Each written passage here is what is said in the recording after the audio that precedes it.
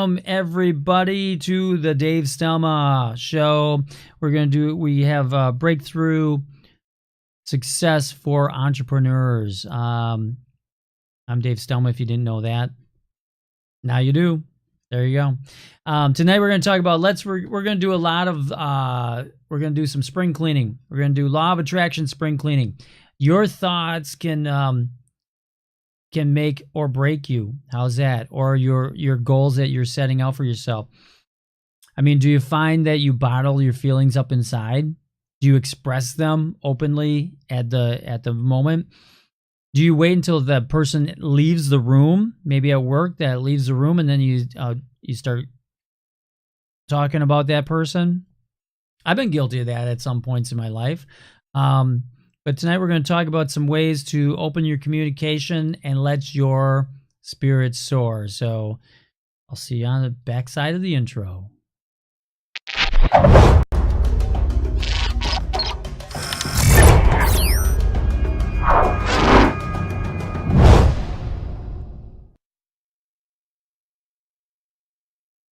Yeah, there's been times in my life where I just didn't want to create waves. I didn't want to create a problem. I just ate it up inside, didn't express what I was thinking, and then it kind of lingers on, right? Or we can't finalize that one relationship or something like that. Hi Diane, how are you doing? Welcome. Thank you for coming. And once again, sorry, I have a sore throat. If you missed the beginning part, I have a sore throat, so I got the old lozenge in there. So hopefully that doesn't make any annoying noises for you. But bottling things up inside, getting back to the topic, you got to start asking the question, why? So why do you do that? Is it something that's ingrained in you? Is it something that's you learned? Is it something that's from your parents, from a mentor? When you're growing up, you got to figure out the why. Once you figure out the why, then you can move forward and you can start getting towards a solution base. What are you afraid of that others are going to say about you? Were you told not to make the waves when you're young? You ask those questions of yourself and try to evaluate where that stems from, where it comes from. Once you do that, and be honest about it. In my case, it did come from parents. Don't make waves. Just get on. Just do certain things. And it did come on that way. So, you make sure that you evaluate that, you come up with the reasoning of that you know why you do it. Once you know the whys, then you can move on with finding a cure for that, in a manner of speaking. And by cure, I mean you're going to fix it. You're going to be more open. A couple of ways you can do that is, one, step back from the moment. And at first it feels uncomfortable. You have to do that. But you step back from the moment and you become more of an observer of that. What makes you upset? What makes you, and what gives you that opinion? It could be that what they're saying stirs up some kind of emotion inside, and then you chew on that and you hide it and you bury that down. And then it starts to fester inside, right? And we've all been to that point where all of a sudden it's just like to the explosive part. So you need to evaluate it, stare it down, and figure that out. A couple of great ways you can eliminate it. So once you get through that step, that's the biggest thing. Ask yourself why. Why do you feel that way? Why do you do that? And why do you hold back your opinions or feelings about something? Now, sometimes at work, you have to do that. You just walk away. If you're in a work situation where others, you don't have control over your business. Now, once you own your own business, it's a different thing. We're not going to hold back. We're just going to express it. if someone comes in and says, and like a salesperson comes in and is like, oh, you got to get this, it's the greatest thing, and they just won't get out of your face, then you got to go through that and you have to evaluate that and say, just sorry, it's not the right thing for me. You can sit here and tell me this till you're blue in the face, but I'm not going to change my mind.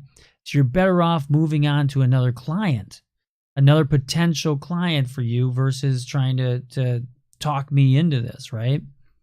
It may be as simple as that. As far as if you're working someplace, it could be a totally different situation because you don't have control over that. So there are going to be some people within that you're put into a situation with that you just can't control over, that you can't control. So sometimes you just have to walk away from those things, but then come back and visit what that is inside. So you don't let it sit there and fester inside of you. Come back and visit it with yourself and evaluate and just tell, that was the best thing that I could do at that point in time because I don't have control over it. And don't let it fester or inhibit you from moving forward with your life, okay? And spiritually, because that eats at your heart, that eats at your spiritual, your spirit, your heart. It eats at that if you just let it fester inside you, and that's what creates disease. It creates illness. It makes you more susceptible to all those different things. That throat is going to kill me. So, next thing I want to talk about is now what do you do? So now you evaluated it. You got, why you do it from your past or however it is, it's ingrained in you. So we're going to figure that. We got that all figured out. We know that. Now what do you do to change it? Simple as be grateful. One, you figured it out. Give yourself some applause, a standing ovation. I applaud you. Once you figure this out, why you do certain things, now that's really a huge step. So applaud yourself on that and be grateful. 2 things I would tell you to do. One is going to be affirmations, because generally when we bottle things up inside, we don't feel we're good enough. So if you really have that feeling that you're not good enough, we got to work on that. We got to get you back to square one. As a child, you were jumping around dancing with joy. And you got to get back to that place. And so whatever that takes to do that, you have to tell yourself that. And sometimes in the beginning, you have to really work at convincing yourself. You got to really work at looking yourself in the mirror and saying, hey, you did a great job today. You came out, you made that extra phone call, you did that, and you did a great job. And stop right there. Don't go, but you didn't get the sale. But, every time you use but, it negates what came before it. And so look yourself in the eye and just say that. Or a simple, hey, I love you. You're great. And it's not egotistical. It's sometimes we just don't feel, we don't think we accomplish enough. We're comparing ourselves constantly to someone else, something else that's out there. And so stop doing that. But it's a tough habit to break if you've done it for 30 years, 40 years, 50 years. So sometimes it's going to take longer to break you of that habit, but start with affirmations. Write them down. Everything, do whatever you're currently feeling, write down that negative and now flip it. Do a 180. What is that? Make that into a positive and say that about yourself. I have a tendency, sometimes I do something that I go, that was really stupid. I really did a stupid thing. And it could be something, whatever, stripped out a bolt, whatever it is, I don't know. And you're just like, oh man, how stupid was that? And it takes a while for me to break myself of that because I'm throwing that out into the universe. I'm telling myself I'm stupid. And if I tell myself I'm stupid enough, what am I going to be? I'm going to be stupid, right? So what you say about yourself in those so start doing daily affirmations. And the best way to do that is morning and night. Look at, go shut the bathroom door. Nobody cares what you're doing in the bathroom, right? They don't know what you're doing in there. They're going to think you're doing the worst thing possible. So they're going to stay away from it. So go in the bathroom, put yourself in there, and then just stare in the mirror and say your affirmations. Carry them around in your pocket. Write them out. Carry them around. Say them throughout the day. Look at them and just read them out loud. But in the morning and at night, look in the mirror and do that. If you do that, you have to do it for 45 days straight. And the first 2 weeks you do it, you're going to feel so uncomfortable, silly, whatever, however you express it. It could be that you're going to start giggling, looking at yourself in the mirror. But do that for like 5 minutes in the morning, 5 minutes at night. And do it at minimum one in the morning before you go to work or whatever you do when you're getting ready. Shut that bathroom door and just say your affirmations into the mirror. And it starts out feeling kind of silly, feeling kind of strange because we don't do that to ourselves. We don't give ourselves permission to like ourselves, to love ourselves, to say, hey, you know what? We did a great job, because we're always trying to compare ourselves to someone else and someone else that always did something great. I don't try or strive to be Wayne Dyer. I love Wayne Dyer. I miss him dearly. But I listen to different CDs I have of his. I listen to audios of his. I read books of his constantly, still reread them. So he's a part of him is within me too. But I'm not going to be him, and I'm not going to compare myself to Wayne Dyer. I'm not going to compare myself to that, because I don't expect myself to be able, or in this lifetime, be raised up to that level that he was. But I can love myself for where I'm at. I think I'm doing the best job I can do right now in my life, and I'm having a great time. I have a beautiful relationship, very loving, nurturing relationship. I have a great family. Have my father still with us. I try to pull any wisdom I can from him on a daily basis. There's a lot of great things in my life, and as well as myself. I think I'm a great person.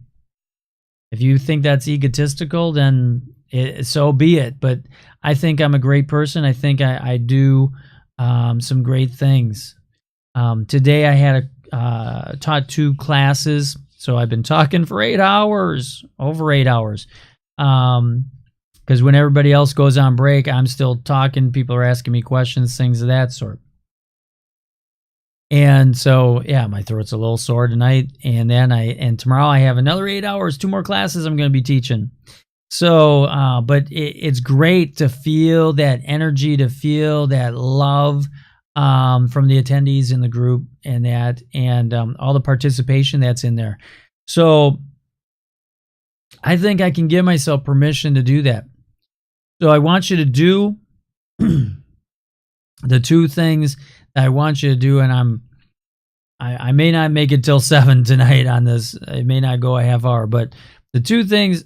So once you find out your why of why you hold things in, you don't vocalize, and where it stems from, where that habit came from. Then we're going to work on step 2, which I just covered, the daily affirmations. Write down those affirmations. Take what you say about yourself. Catch yourself. Come out of yourself and view it as a third person viewing it. Observe those things that you say about yourself. Observe the terminology, the way you say things, or the actions that you take. If you get frustrated, if you get tense, if you do, when certain things happen. So observe that, and then flip it. Okay? So we're going to do daily affirmations. We're going to do the mirror exercise, where you take those affirmations and you look yourself in the mirror for 5 minutes. Once a day, minimal. Twice a day, morning and night.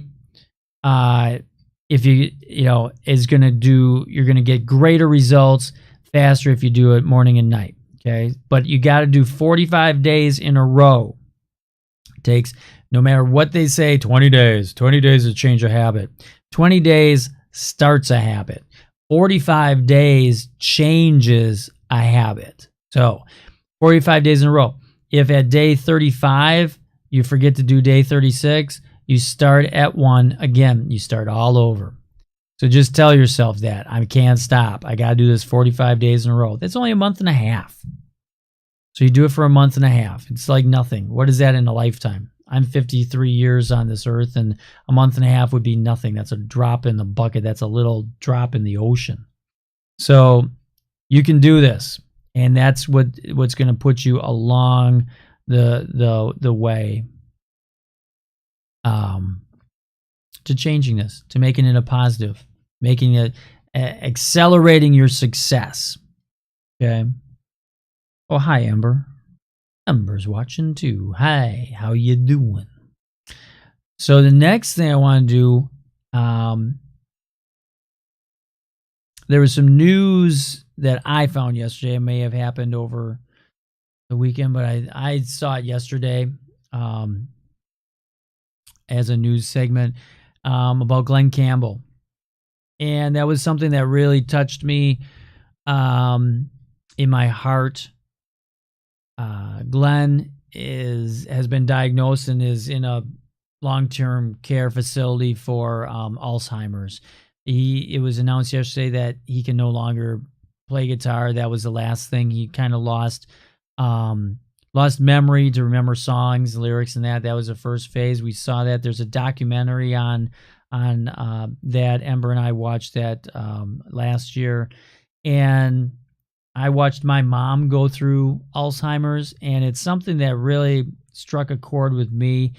And so I just want to take a moment and kind of talk about my journey with that. So at this point, Glenn Campbell no longer has the motor capabilities. It said in there he can kind of play air guitar a little bit, so he's like, strumming away in the air. But when it comes to singing, and we just saw this recently with David Cassidy too, coming out, and has major dementia. I would call it Alzheimer's. And so that came out too with David Cassidy. But Alzheimer's is a really sad disease. Sad disease on the aspect of the person that's watching it happen. In my case, it was my mother that was stricken with it, and others. I mean, for the person going through it themselves, I can't even fathom what they're thinking, where their mind is at, any of that. It's a very tough thing to even try to fathom on that.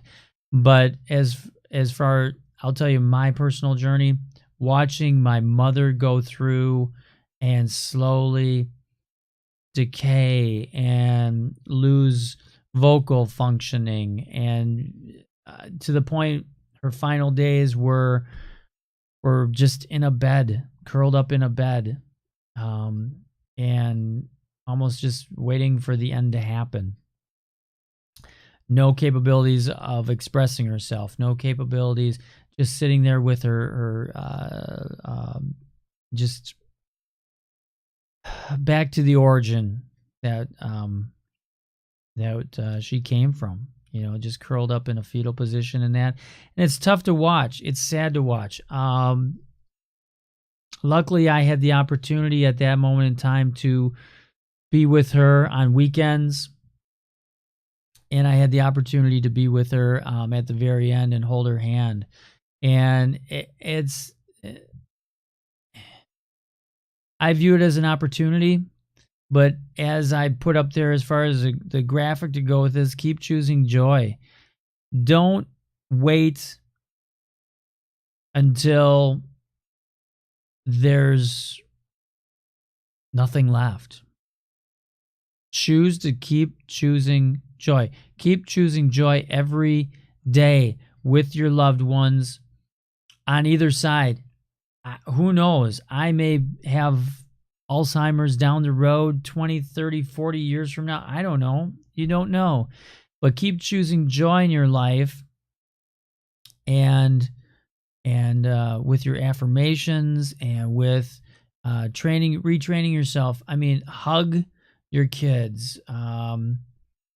Enjoy where you're at. Don't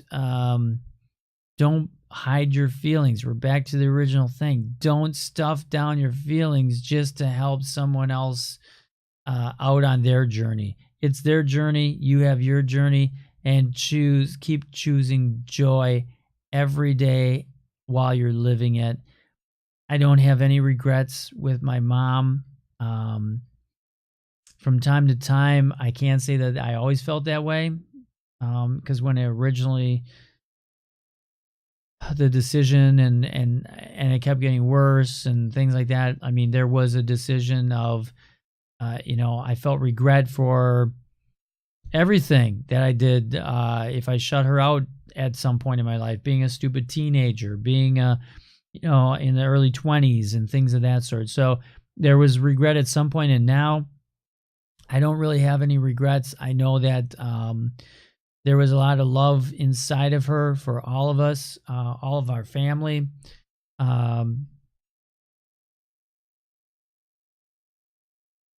And there was just a lot that was there. So I focus on all of those positive things that she gave me, gave our family. And so it just kind of was an awakening once I saw, over the past weeks about David Cassidy and then about Glenn Campbell. It kind of really brings it to the surface again. Things start bubbling up to the surface again, feelings that about my mom and things of that sort. So I just wanted to hit that. Don't wait.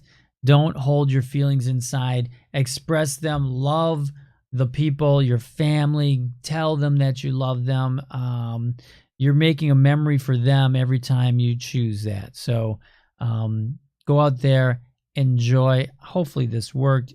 I don't know if technicalities always hit me on some of these. So if not, I'll come back on another day and review this if it